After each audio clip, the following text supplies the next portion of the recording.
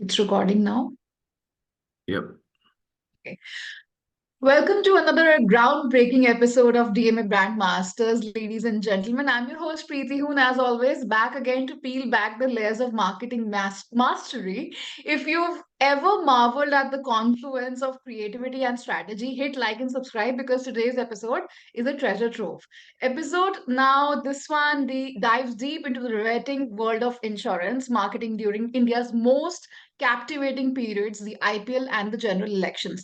Steering us through is Vinit Kapahi, the marketing maestro at Aviva India, whose strategies are as innovative as they are impactful.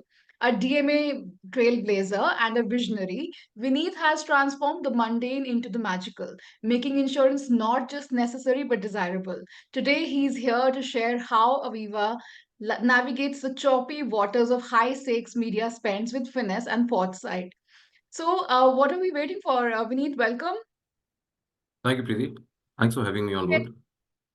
Yes. Get ready to uncover the secrets behind captivating an audience when every second counts and every ad spot is a battleground. So, how does Aviva make its mark when the stakes are at their highest? Let's ask Vineet himself. Vineet, in the context of IPL versus elections, how does Aviva India balance its media spend between digital and traditional platforms to captivate your unique customer base? Are there insights from the insurance sector that dictate this balance? Uh, See, you got to look at it from both the sort of sets. One is insurance, life insurance as a category, and also Aviva as a company. If you really look at Aviva as a company, category is something where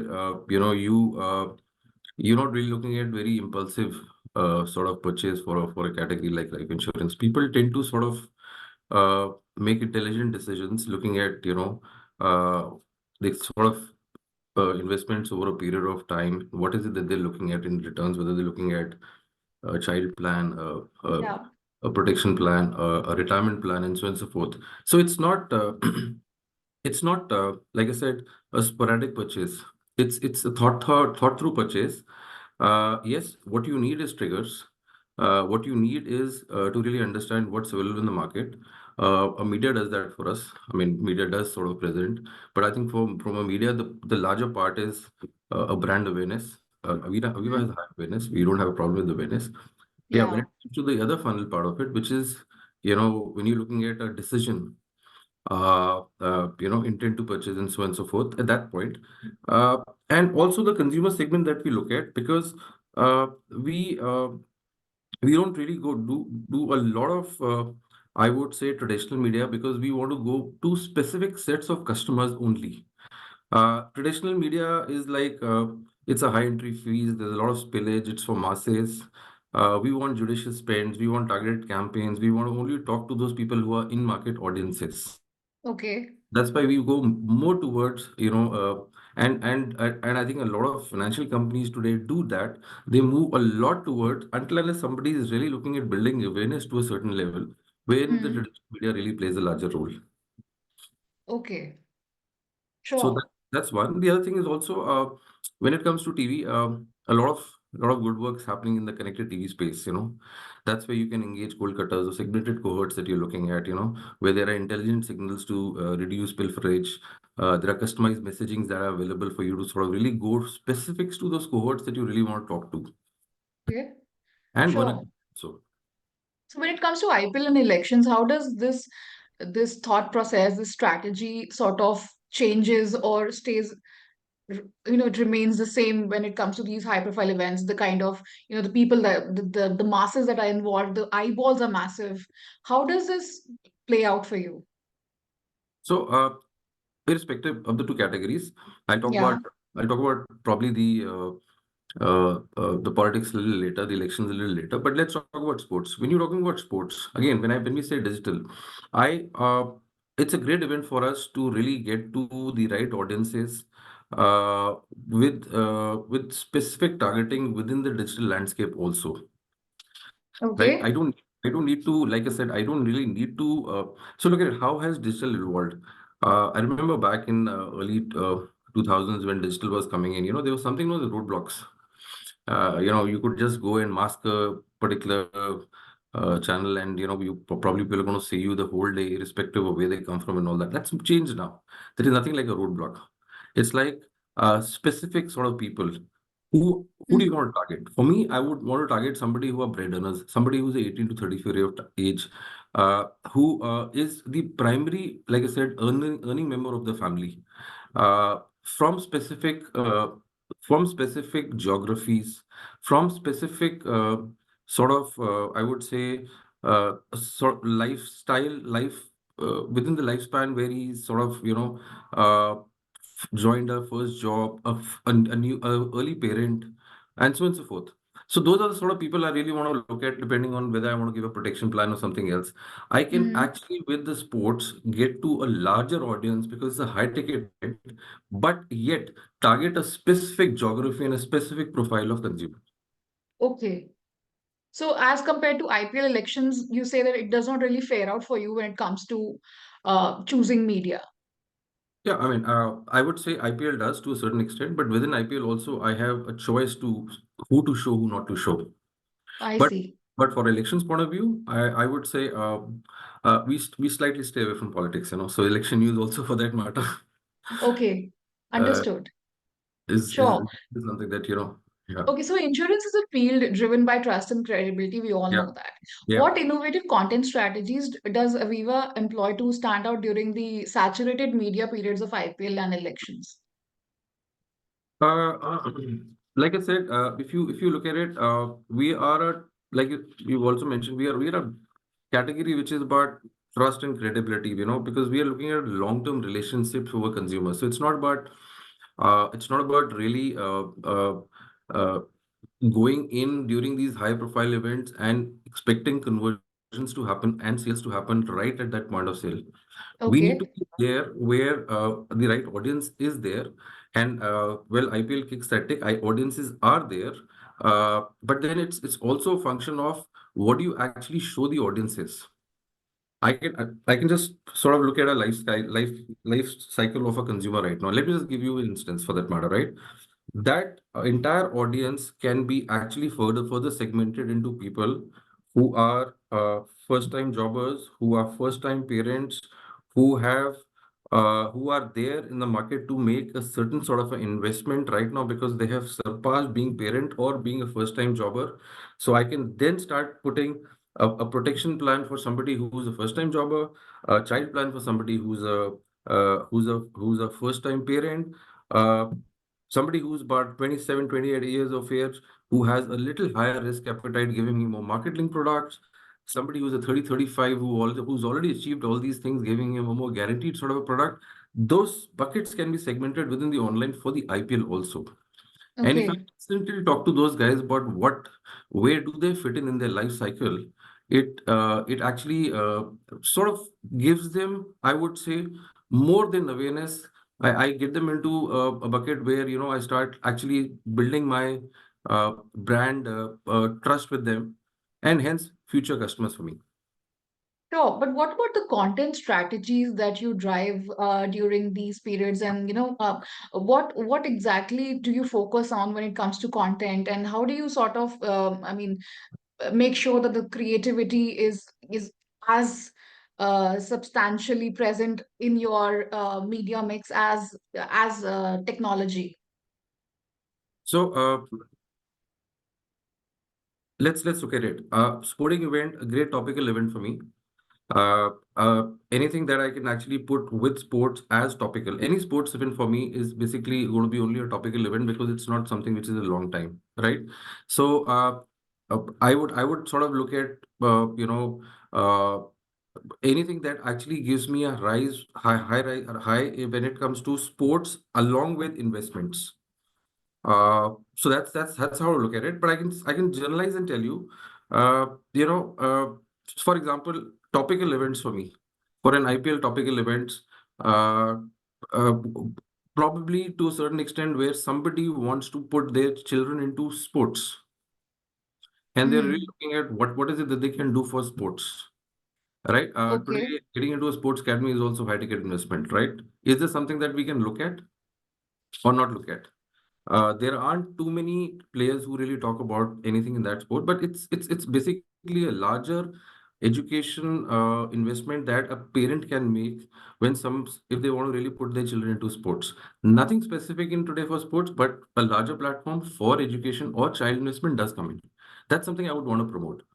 Similarly, Okay, if you look at sure. more topical things, a JFM is a great month, a great quarter for all insurance companies when it comes to tax planning. That's a topical thing that usually most of the companies do, right? So when you have uh, an IPL or a event in sort of elections coming in a month of JFM, companies tend to sort of take a cue and talk about tax planning in that quarter with the sports or with the elections in mind. When it comes to the next quarter, for that matter, when you're talking about AMJ, I think that's a great time for school admissions, all that stuff. So, we Okay. are it's not like a seasonal category. It's like you have these windows between all the Hmm. quarters, which have some seasonality when it comes to investments. And if you Hmm. get a big event, sporting event in those quarters, you tend to sort of accentuate those topical events with what the quarter offering is there.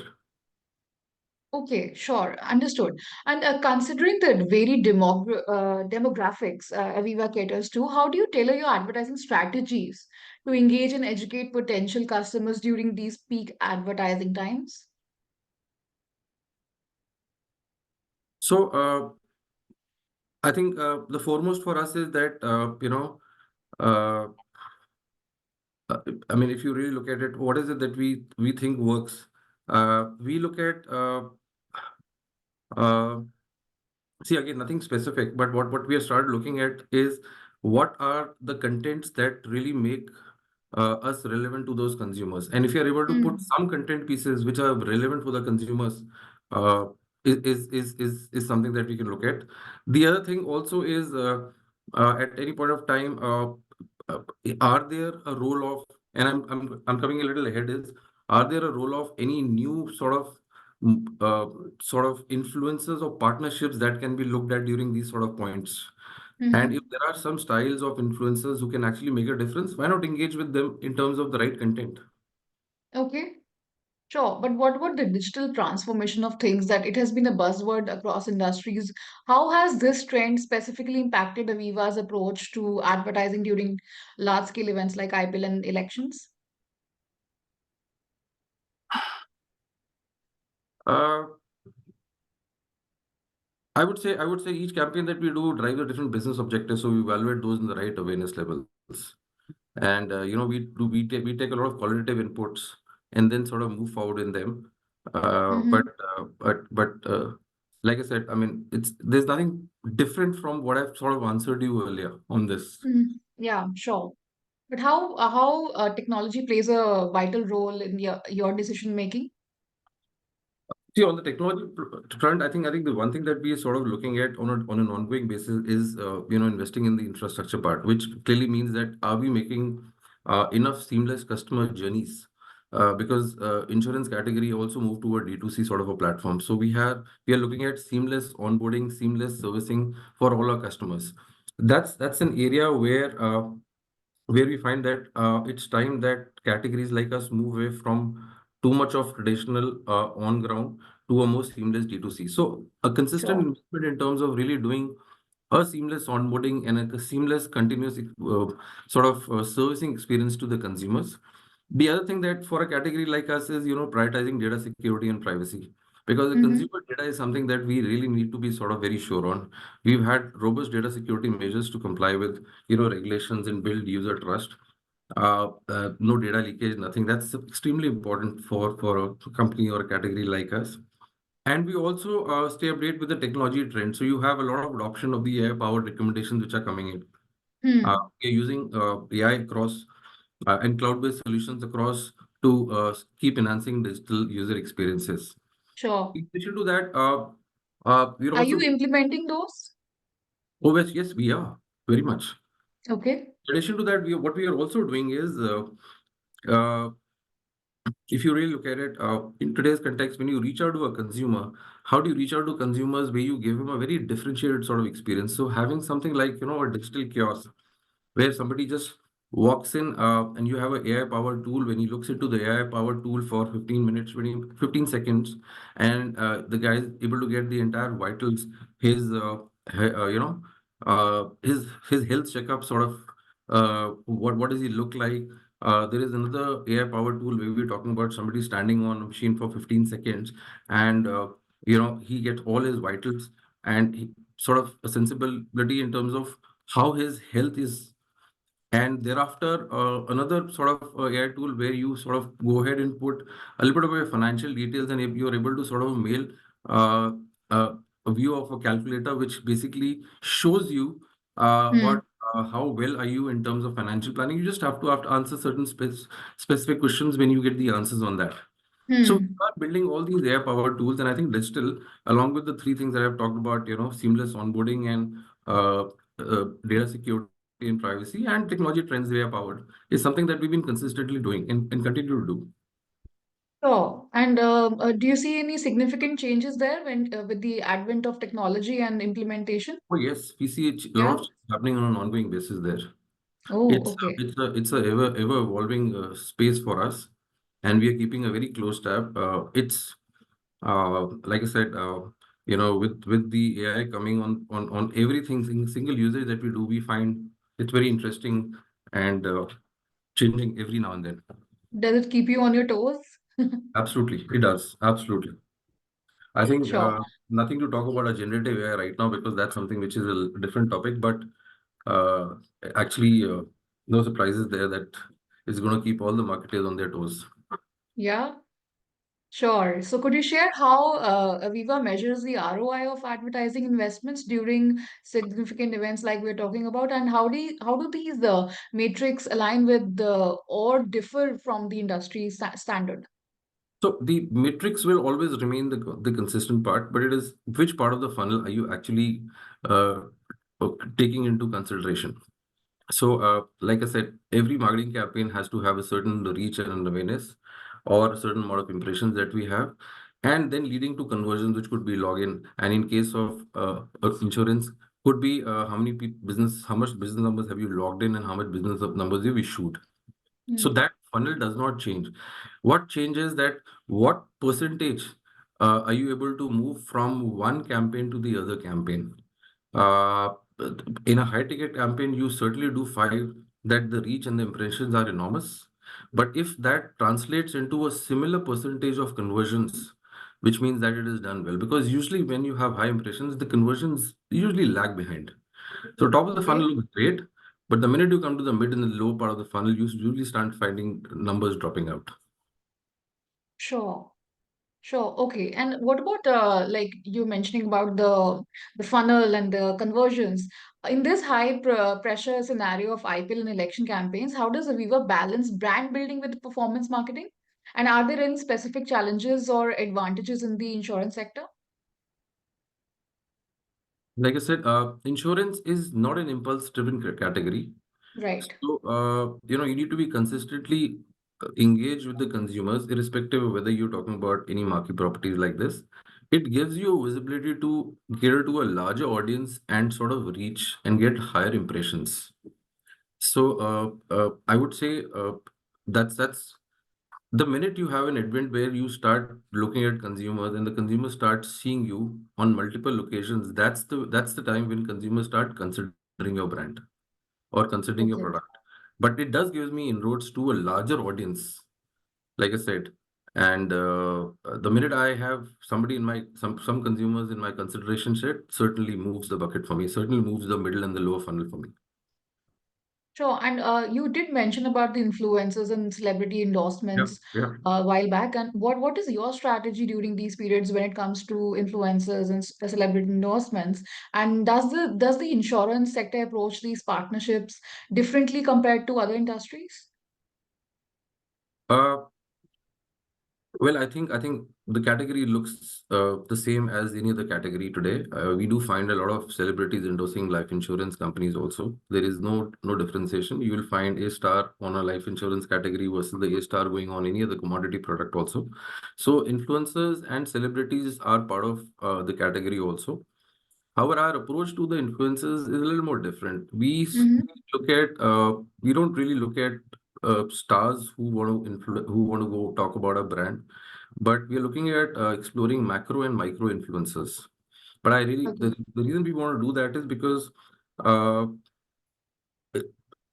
you have a world of people who are actually doing a lot of different things in different styles, and they have a different set of audiences following them.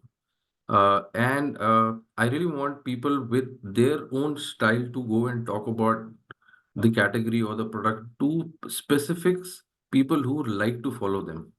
Mm-hmm. As we speak right now, we are working with about close to about 20 odd macro and micro influencers, and the target is that we Okay. should actually be going ahead and scaling this up on an ongoing basis every month. And when I say every month, add another 5 or 10 micro influencers. Look at how they want to really talk about. They have a different sort of following. The way they talk to the people, people really want to look at them.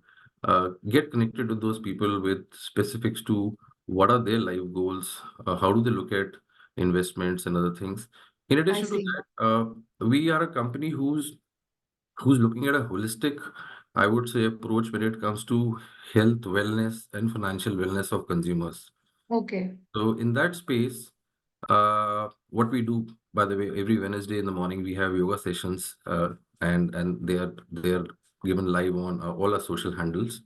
On Tuesdays, Okay. on Thursdays we have wellness sessions, meditation session, which again go live on our social handles. So there is a physical health, there is a mental health, and there is a financial well-being part, which is being worked Sure. as a strategy for the company. We are not really looking at protection as something, because protection is done with most of the company. We're looking at prevention. What is it that we can do to ensure that people have a healthy life, whether it's physical health, mental wellness, or whether it is financial wellness. Financial planning with insurance products forms the core of financial wellness, but that's not what we limit. Uh, for example, if I tell you, uh, I'm not going to plan and keep a corpus saying that at the age of 50, I'm going to have some disease. Maybe, something goes wrong in my life. Nobody really plans for those things. People plan for better moments in life, holiday, Hmm. education, going out, spending time with the family. But I'm not going to plan saying, Insurance is the last thing on mind when yeah. anybody is planning But life. Yeah. like I said, at 50 years, I'm not going to say I'm going to keep a corpus of a crore side, saying that I'm going to have cancer, so I should keep this money. I will not do that. Correct. The minute you have a plan which basically takes care of all such needs, right? You can actually go live life free, because you don't really Yeah. worry about all those things. Part one. Part two, I'm also going back 2 steps. I'm saying, why not tell people to live healthy, eat healthy? So that's where the physical wellness and the mental wellness is coming in. I'm asking Okay. you to join me in my live classes and start living a healthier lifestyle and start having a healthy diet. Hmm. And then let's come That's to your very interesting, actually. It's very interesting to know that you are actually taking a holistic view approach to marketing strategies at Aviva. It's yeah. really interesting. And the other reason why, if you go back, I just talked about a digital kiosk, which basically gives you all your parameters. I'm also wanting to do that because I want people to really understand what is their financial health first and what is their physical health first. And then along with physical health, if it's okay, what is your financial health?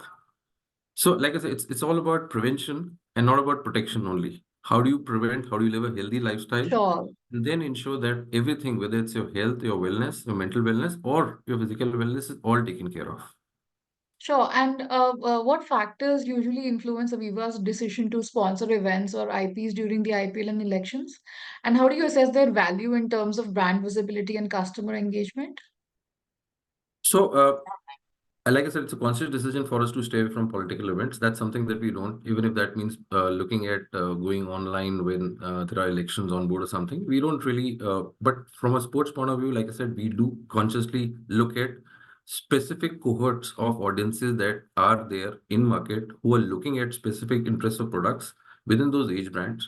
Uh, Mm-hmm. Certainly do look at reaching out to those through the high sporting IPL events. Okay. And based on your experience, what are your predictions for future trends in advertising within the insurance sector, especially considering events like the IPL? Uh, well, uh, I think the category does look at high ticket events to build awareness. We are a category which has extremely low penetration levels, so there is an ask for the category to really go into uh, places or events or sporting areas where you are able to reach a larger audience. Uh, so you will continue to see a lot of investments happening in events like the IPL, so on and so forth. Okay. But having said that, a lot of people also moved. I have started moving to connected TV as we speak, because that's Right. as a transformative force. It's also started reshaping audiences who consume, different television content. And with interconnected services now and with data seamlessly available across everywhere, I think that's actually taking an edge because you're able to really watch what you want to rather than actually the entire space. So connected TV is going to have a bright sort of future when it comes to high ticket items also. And uh, Okay. Do you think it is tricky to balance the high ticket events like you're mentioning IPL? There are too many eyeballs involved. Do you think it's tricky for an insurance sector to manage that kind of reach at once when it comes to advertising? Because it's very niche and you have to be very careful because it involves trust and credibility. those challenges will remain for the category. It is you will have pilferage, you will have a lot of uh, not the right audience sort of really looking at those challenges for the category will remain. But like I said, uh, you have sort of an opportunity to really slice and dice the sort of audiences that you really want you to sort of look at your advertising part. That that remains. And if you're smart enough in your analytics, and if you really know that who are the audiences that you really want, you know, to be visible to, you can do that. But like I said, it's something which can be avoided to a certain level. Right. So we discussed the challenges. What about the opportunities when it comes to events, such high octane events like IPL and elections? I think uh, there are, like I said, the opportunities will remain. Opportunities are there. Okay. Those events uh, give us reach to a lot of audiences who've not yet been catered to. Uh, they give us, if you're smart in terms of your content strategy, you might reach out to them with the right content also. It gives you a visibility to sort of get to them firsthand, and the minute you find a customer is interested, you can really start segmenting audiences within those specific sets of new people who possibly have shown interest in your content. And that's a space where you will find that the growth will come because every now and then you will find new segments emerging from such behaviors, which possibly will help increase the penetration of the category. And also keep the marketers on toes, like we said earlier. Well, that concludes a truly insightful session with Vinit Kapahi of Aviva India. Thank you so much, Vinit. Your strategies not only illuminate the path for insurance marketing, but also inspire a broader dialogue on innovation and customer engagement. Thank you so much for sharing your wisdom with us. Thank you, Preeti. Wonderful being on your show. Thank you. To our viewers, today's journey through the strategic mindscape of insurance marketing during India's most dynamic seasons has been nothing short of revelatory. If Vinit's insights have sparked your curiosity, make sure to like, share, and subscribe to DMA Brandmasters for more deep dives with the titans of the industry. I'm Preeti Hoon signing off, but the exploration doesn't stop here. Stay tuned for more episodes that unravel the art and science of marketing. Keep questioning, keep exploring, and keep watching. Thank you, Preeti. Thank you.